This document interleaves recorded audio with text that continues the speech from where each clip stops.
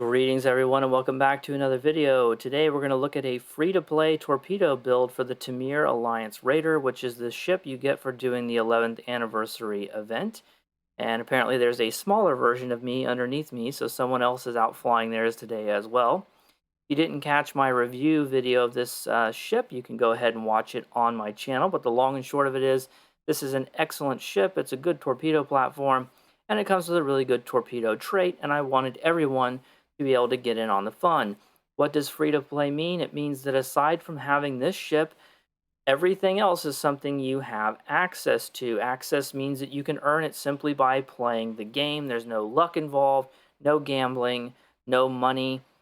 So no C-store, no Lobby store, no exchange, not buying anything off of the exchange, no promo items, no gambling, none of that stuff. It's just reputation items, fleet items, the dilithium store that's built into the game, the R&D and crafting system, specialization system, all of those sorts of things, all of those systems that you can interact with simply by playing the game. And I did quite well with this ship. I got a 96K parse, I got a 105K parse that we're going to take a look at the end of the video. I did an ISE where I got 120K.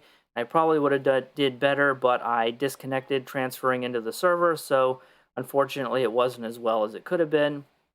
But needless to say, this is an in-game ship. This is a complete build that's ready for in-game. You can do normal, advanced, elite. You can do all of the content that you want to do.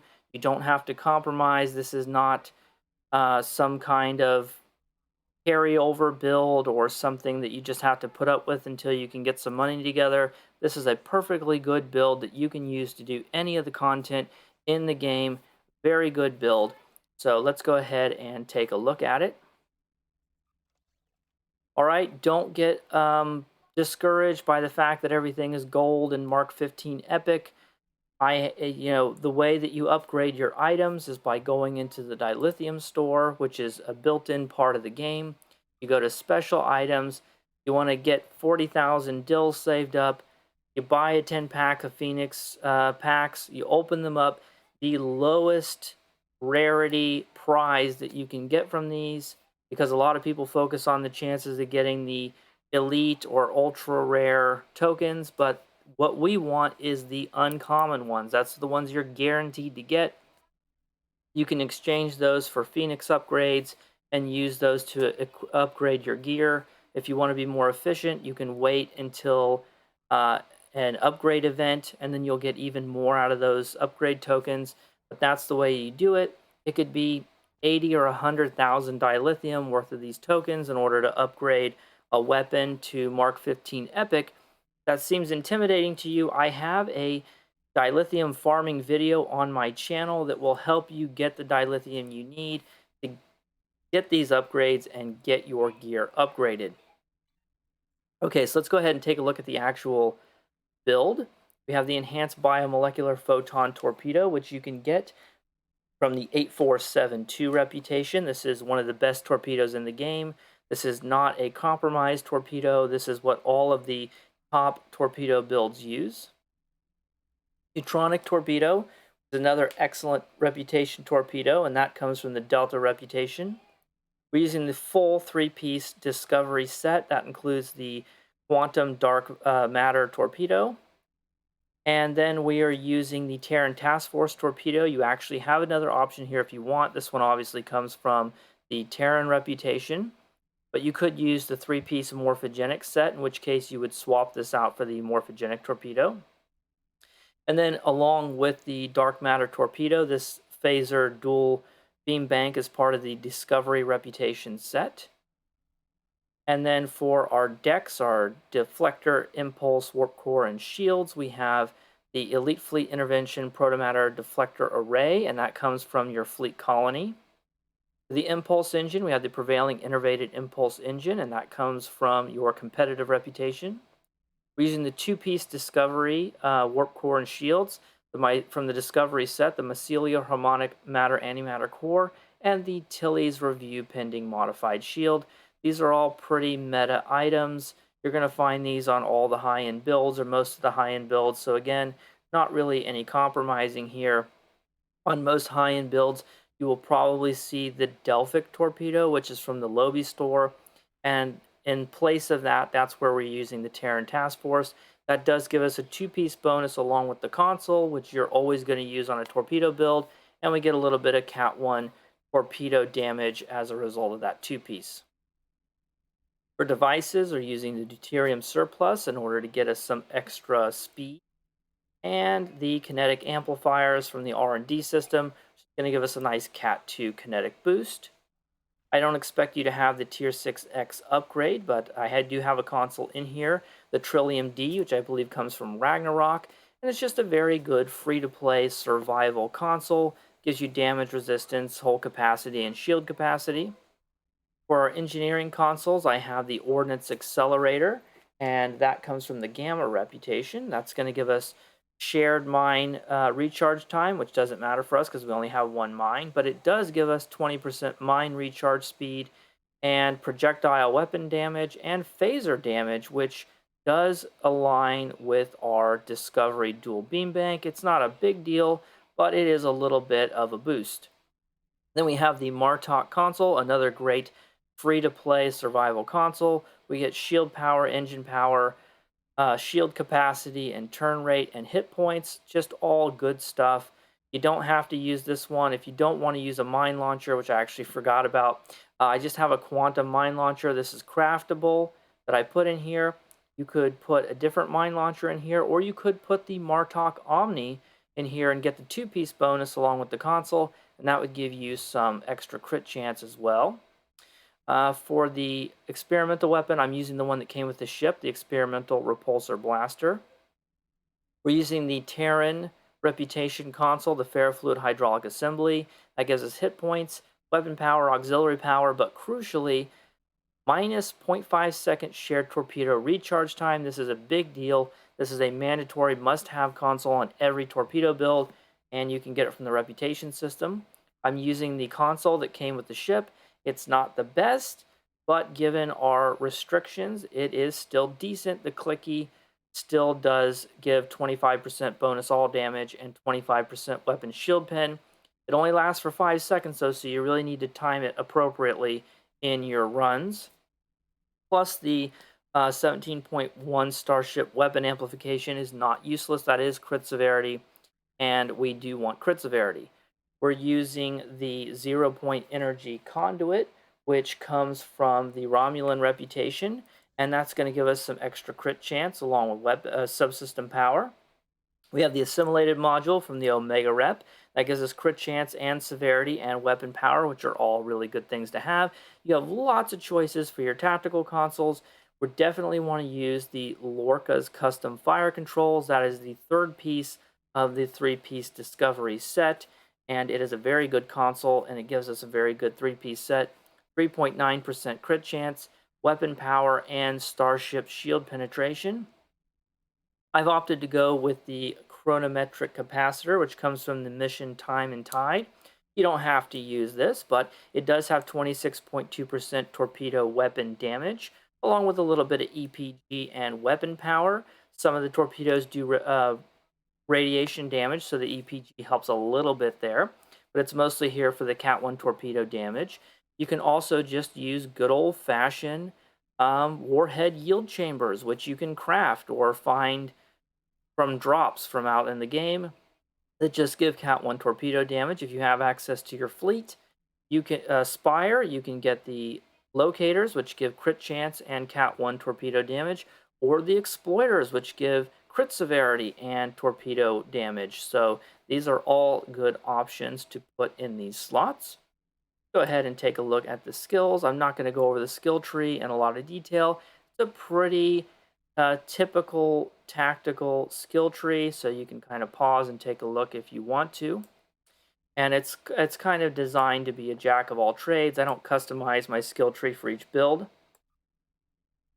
On to the traits. We have, I should probably mention specializations. I have Intel primary and strategist secondary. For personal space traits, we have Fleet Coordinator. This is free to everyone. That gives you Cat 2 bonus based on how many people are in your team. Projectile Training, Minor upgraded to Superior, which you can get from the Fleet Research Lab.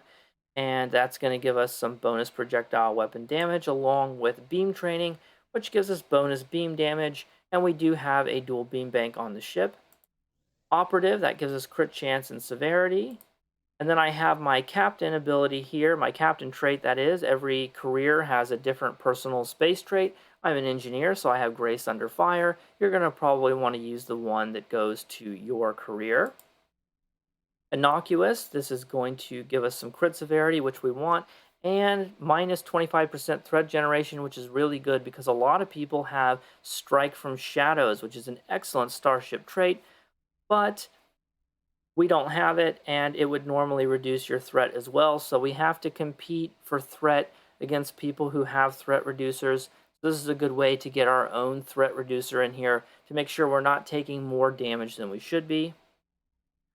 We have Give Your All. This is an R&D trait. If you get your engineering R&D up to level 15, this is going to give us some extra damage. It says dodge 20% of all incoming damage for 3 seconds when you use it in engineering bridge officer ability, so that's pretty good. We have Thrill Seeker. This is free to everyone. It's just going to give us some flight speed and impulse speed, which is always useful. Speed is very important in DPS. Kinetic Precision, you get this by getting your projectile school in R&D up to 15. That's going to give us another 10% projectile shield penetration. Shield penetration is very important for torpedoes. Now let's look at the starship traits. We have the one that came with the ship. I don't expect you to have all 6 trait slots unlocked, so I kind of have them. The first 4 are maybe the most important ones, and then we'll go over the other 2. But all the other ones come from the specialization tree system, so when you put points into your specializations, you can unlock these traits. The first one is the one that comes with the ship, and it's called Sniper. 5 to 15% bonus torpedo weapon damage, increases with distance from the target, and 5% crit chance for 10 seconds after firing torpedoes from more than 5 kilometers away. This is a very good trait. This is a trait that even high-end torpedo builds are going to want to use. Unconventional tactics. This you get from leveling up your strategist specialization tree.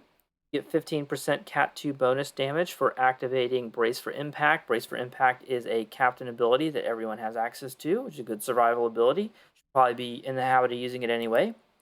Arrest you get for leveling up your constable specialization, and this gives you a minus 25% recharge time on bridge officer abilities once every 30 seconds when defeating your primary target. We're using this as a supplement for photonic officer to help with our cooldown management. Have command frequency. If you get halfway through the command specialization, you get command frequency. If you get all the way through, you get improved command frequency. Either one is fine. They both do the exact same thing. It's just how long you have to wait to use it again. And you can use fleet support anytime you want. It's always available. Fleet support is reliably giving me 10k DPS. So this is a very good trait. Any trait that can give you 10k DPS is a pretty good trait. Then if you have more slots unlocked, you can unlock one from the Fleet Research Lab. It's very expensive.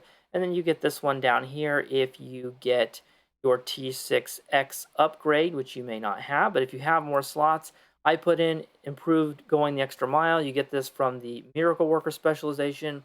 This is just going to give you some more survival. And then just as a goof, I put demolition teams in. It comes from Commando. And surprisingly, it's been doing about 1k DPS. So it's a little bit of a joke. But basically, when you get close to a target, you start beaming commandos over, and they'll put charges on the ship, and then they'll blow up after a certain number of charges, and you'll get to do some damage with shield penetration. So yeah, it's better than you would think it would be, but it is still kind of a goof if you happen to have 6 traits unlocked. For space reputations, we have these improved versions. You need to be tier 6 in your reputations. We have precision, that's 5% crit chance. We have advanced targeting systems, that's 20% crit severity. Tyler's duality gives us more crit chance, but it's based on your hull. Right now I have 3.8%. It can go all the way up to 7.5% if you have a really huge hull. This ship does not have a great hull modifier. We have Omega Kinetic Shearing. This is a classic for torpedoes. Kinetic torpedoes and mines deal additional damage as a shield penetrating dot. 12.5% of your outgoing damage. So that's pretty good over 6 seconds. And then Torpedo Pre-Fire Sequence, which is going to give us 15.6% bonus Cat 2 torpedo damage and 41.3% extra flight speed for destructible torpedoes, which is very useful as well. For active space reputations, there's plenty that you can use, but the most important one is your biomolecular shield generator. This thing does a lot of shield healing. I would say that you should put this on every ship, on every build. There's no real opportunity cost. You get to have 4 active space reputation abilities. You may as well use it. Some of the other ones is good as well. That's going to leave that up to your discretion. In addition, because I'm doing Intel primary and strategist secondary, whenever you're using a particular specialization and you've made it all the way to the end, you unlock extra clickies that you can use as well. You can only use the ones for the ones that you have set to active, but for strategists, you get diversionary tactics. And when you're not threatening, which we're not going to be, you placate flows within 10 kilometers, and then for each foe you placated, you get an extra 3% bonus damage per affected foe. That max at 5, so you want to use that when you're in an area where you think you have about 5 enemies around you. It's going to give you some extra Cat 2 damage. Intelligence Fleet 2, you're going to get some extra shield penetration and armor penetration. This is useful. I tend to put this on when I'm doing the gateway or the final tactical cube. So make sure you use these. If you've got them unlocked, they're there for you and you should be using them. Okay, now that we've talked about all of the traits, let's go to the stations. For the Lieutenant Commander command seat, I've chosen engineering. I have emergency power to engines to help with our speed. We're going to talk about that a little bit more when we get to the duty officers. I've chosen Rally Point Marker 1, which is a great survival skill, not only for yourself, but it helps your teammates out as well. Concentrate Firepower, a must-have for torpedo builds.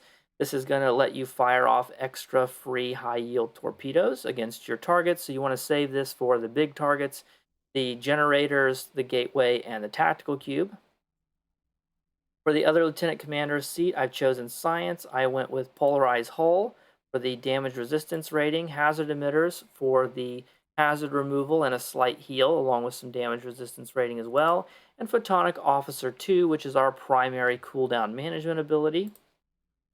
For the lieutenant seat, I went with tactical. I chose beam overload and cannon scatter volley. Every firing mode you have on your ship will help trigger your engines to give you extra flight speed and turn rate, so that's very useful as well. And we happen to have a dual beam bank. The reason why I don't have this switched around is because cannon scatter volley starts at lieutenant, so you can't really flip them around. It has to be this way. For this ensign seat, I have engineering team. If you happen to have access to the winter event store, you can get Let It Go rank 1. It's a very good ability that I would probably put in this place. Since we do have a heal to trigger strategist already, you want to make sure you have at least 1 heal. Engineering team is good. You could use Let It Go, but if you don't have access to the winter event store, it's going to be a long time before it becomes available again, so I went ahead and put engineering team. I also made sure to replace all of my bridge officers with bridge officers who have no space traits. There are ways to get bridge officers with space traits even free to play, but I just opted to replace all the ones I normally use so that wouldn't be contaminating the build. For the commander seat, I chose to go with tactical. Obviously, it's a tactical seat, it's not a universal. For the commander ability, we got attack pattern beta 3, which is going to be our main debuffer. Torp spread 3, which is going to should speak for itself. It's going to be upgrading our torpedoes to do AoE damage. Mine dispersal pattern beta 1, because we do have a mine launcher. You could swap this out for beam overload if you wanted, if you chose to go with a omni in your beam slot instead of a mine, and then replace the beam overload on your other seat with fire at will. That's something that you could do. And then for the ensign power, I chose tactical team. It's pretty good for survival because it does automatically rotate your shields, and it gives you a few skill points that are going to be useful as well. So that's it for all of that stuff. Let's go ahead and take a look at the duty officers. For our roster active space, I have 4 duty officers. All of these are completely free. The emergency con hologram comes from the Phoenix prize pack, so when you trade in one of your Phoenix tokens, you can get this duty officer. You only have to give up one Phoenix upgrade in order to get this guy. I believe he's from the uncommon slot, but he might be in the rare. I can't remember right now. It's not hard to get a rare ticket, though. If you buy even one 10 pack, you're going to get a rare ticket. And this guy is very, very useful because activating emergency power to engines causes the recharge on evasive maneuvers to be drastically reduced. And usually that just means it's completely reset altogether. And between emergency power to engines, um, evasive maneuvers, and deuterium surplus, that's going to ensure that we have a speed boost button available to us whenever we need it inside of a run. So this is a staple among all builds, not just budget builds, meta builds as well. Emergency con holograms, an excellent duty officer that you should get. Then we have 3 projectile weapons officers.